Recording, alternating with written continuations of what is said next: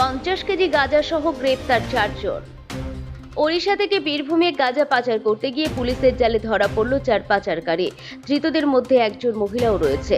জানা গেছে শনিবার গভীর রাতে গোপন সূত্রে খবর পেয়ে মেমারির পালসিট টোল প্লাজায় অভিযান চালিয়ে 50 কেজি গাঁজা উদ্ধার করে মেমারি থানার পুলিশ।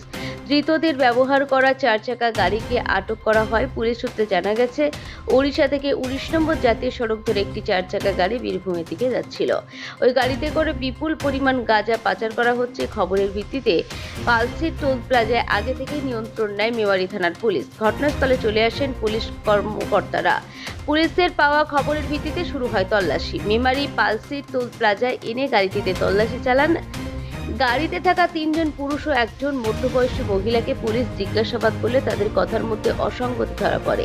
এরপর সন্দেহভাজনদের গাড়ির ডিক্কি খোলার কথা বলেন কর্তব্যরত পুলিশ আধিকারিকরা। গাড়ির ডিক্কি খুলতেই উদ্ধার হয় বস্তাবন্দি 50 কেজি গাঁজা। জানা গেছে গাঁজার আনুমানিক বাজার মূল্য 1,50,000 থেকে 2 লক্ষ টাকা। এরপরই গ্রেপ্তার হয় গাড়ির আরোহীদের। বাজেয়াপ্ত করা হয় 4 চাকা গাড়িটিকে। ধৃতদের বিরুদ্ধে মামলা রুজু করে রবিবার পূর্ব বর্ধমান জেলা আদালতে পাঠানো হয়।